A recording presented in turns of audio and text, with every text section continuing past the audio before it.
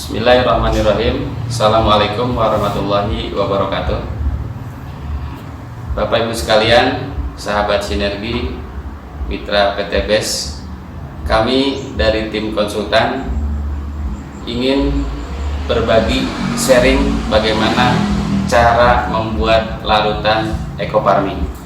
Seperti yang kita saksikan di depan saya, ada 3 jenis larutan yang akan kita campurkan ke dalam ekofarming.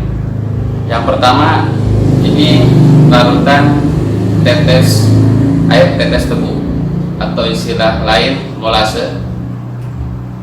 Yang kedua, air kelapa, dan yang ketiga, air mineral biasa. Ketiga jenis pelarut ini memiliki beberapa spesifikasi. Air tetes tebu atau nama lain molase itu selain untuk menambah nutrisi dari mikrobiologi atau sebutnya bakteri positif yang ada dalam ekofarming, jadi Bapak Ibu sekalian tidak harus menambahkan molase, jadi cukup dengan. Dan yang berikutnya ini larutan kelapa. Larutan kelapa ini selain sebagai pelarut juga memiliki spesifikasi lain, yaitu bisa menambah daya maksimal daripada larutan biofarming karena di dalamnya banyak nutrisi atau mineral yang ada dalam kandungan air kelapa itu sendiri. Dan yang ketiga itu air biasa. Ini yang sudah umum dilakukan oleh Bapak Ibu sekalian dalam melarutkan ekofarming. Namun di sini untuk air biasa tidak ada kelebihan lain sebatas hanya pelarut. Kita perhatikan, ini sambil contoh untuk ekofarming yang akan kita larutkan.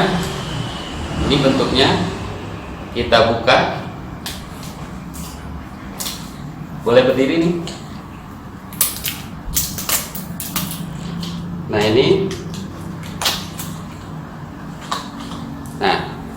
ini adalah ekofarming dalam bentuk padatan atau tub yang di dalamnya itu ada plastik pembungkus.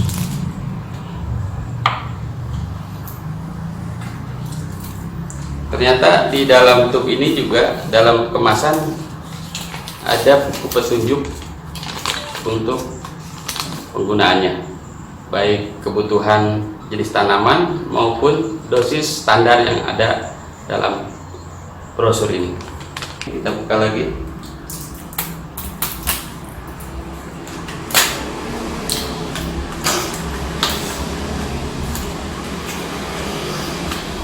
Ya, sama juga. Kita perhatikan ada pembungkus plastik dan lembab ya. Tutup lagi. Juga di dalamnya dilengkapi dengan sama seperti tadi brosur itu. Nah, nanti ini dalam proses penghitungan dosis ini sangat bermanfaat.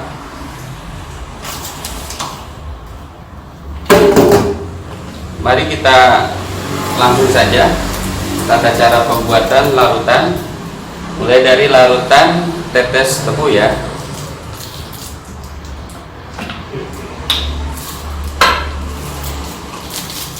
Kita buka plastiknya atau bisa diremas dulu di sini supaya lebih mudah dalam pelarutan dan tangan juga tidak kotor.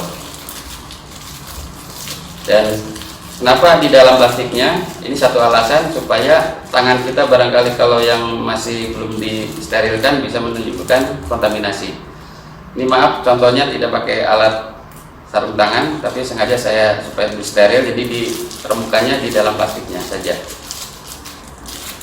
Kita masukkan.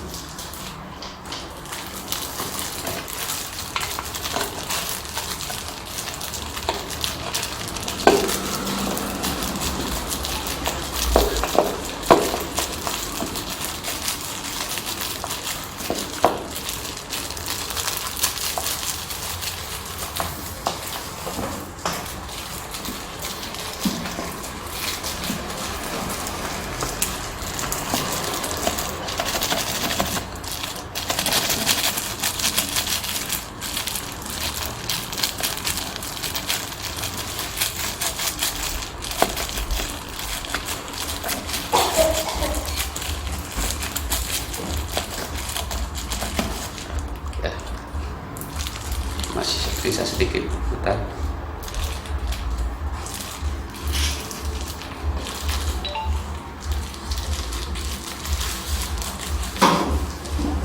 Ya, ini larut ekoparmin yang sudah dihancurkan dan dimasukkan ke wadah yang akan kita jadikan biang ekoparmin. Selanjutnya kita campurkan molase atau air es tebu ini menjadi pelarut.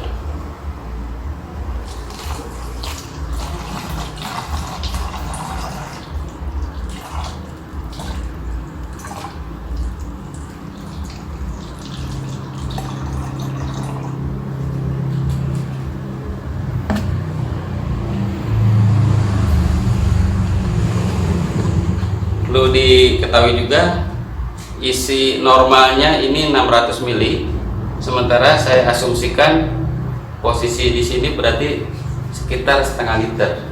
Jadi kalau 2 hitung ditambahkan 1 liter.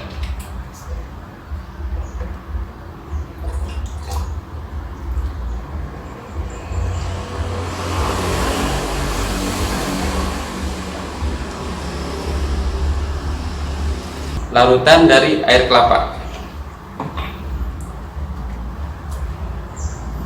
Ini masih ya posisinya seperti yang tadi dilakukan, karena tangan saya ini perlu diremas ataupun dihancurkan di dalam plastik supaya tidak terjadi kontaminasi. Nah, ini kelebihan dengan adanya tambahan plastik ini, minimal pada saat penghancuran tidak langsung kena tangan, sehingga tidak kemungkinan kecil untuk terjadi kontaminasi bakteri yang ada dalam tangan kita. Kita masukkan ke sini.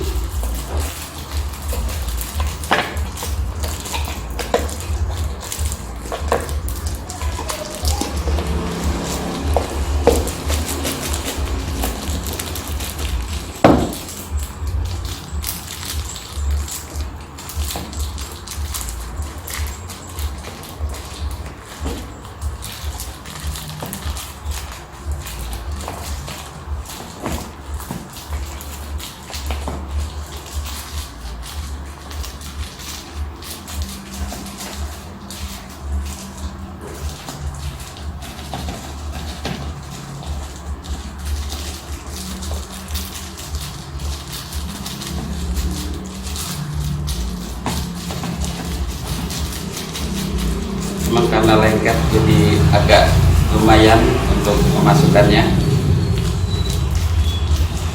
tapi nggak masalah, yang penting bisa masuk semuanya dengan ukuran yang sama. Kita tutup.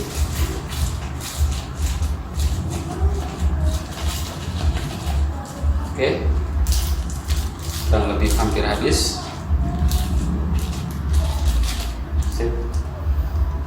Kemudian ini hasil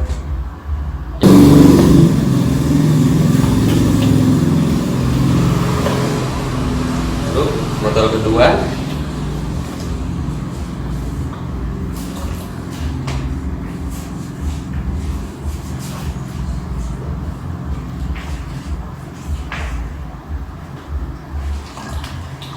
Kita petak sedikit supaya ampas bisa langsung masuk.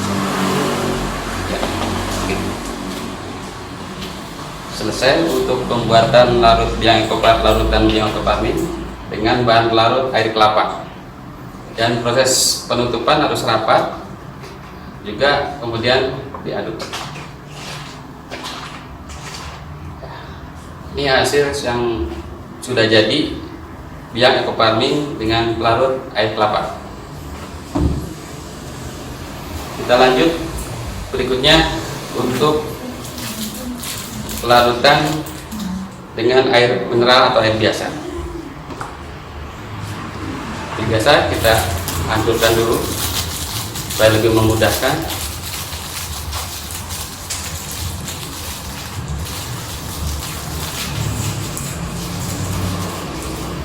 Kita buka botol penyimpanannya.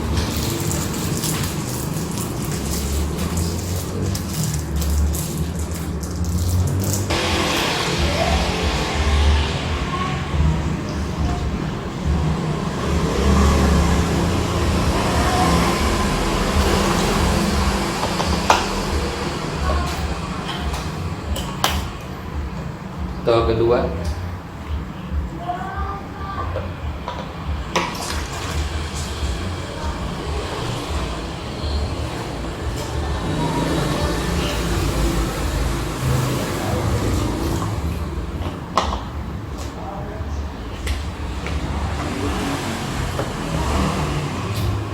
Ditutup rapat supaya memudahkan untuk mengadukan.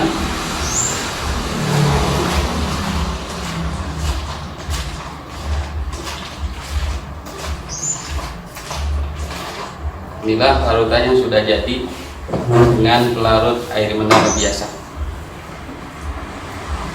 Kita taruh di belakang ininya supaya kelihatan perbedaannya, mungkin karena reaksi dengan beberapa pelarut yang berbeda.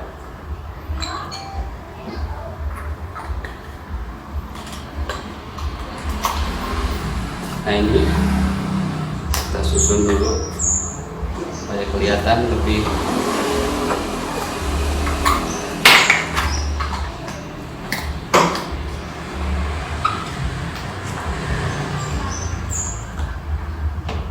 satu lagi.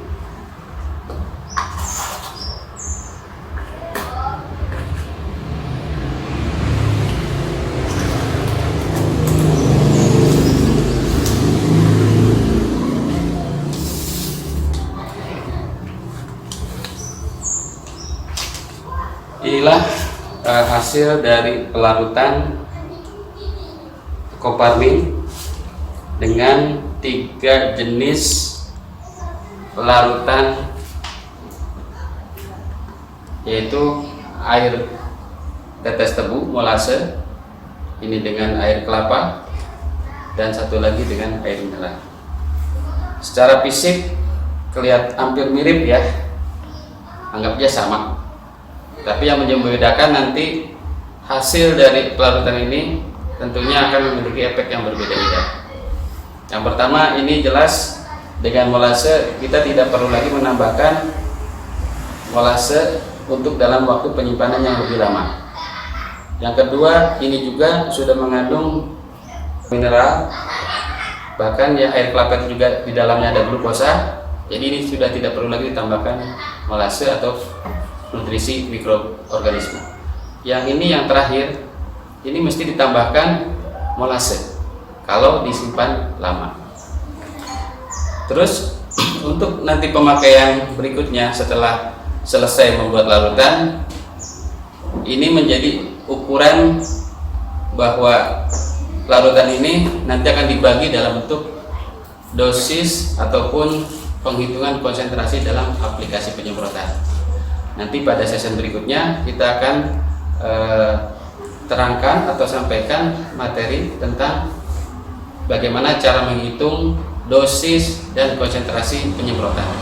Demikianlah untuk sesi ini kita akhiri, bahwa dengan Ecoparmin insya Allah kita siapkan larutannya, tinggal aplikasi, mudah-mudahan bisa akan lebih bermanfaat untuk petani, khususnya solusi buat petani.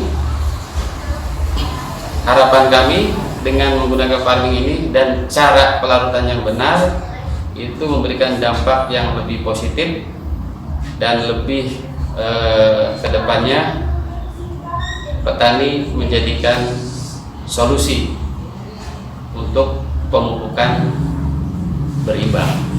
Demikianlah beberapa yang bisa kami sajikan. Semoga bermanfaat. Salam sinergi, go berkah, no riba. Assalamualaikum warahmatullahi wabarakatuh.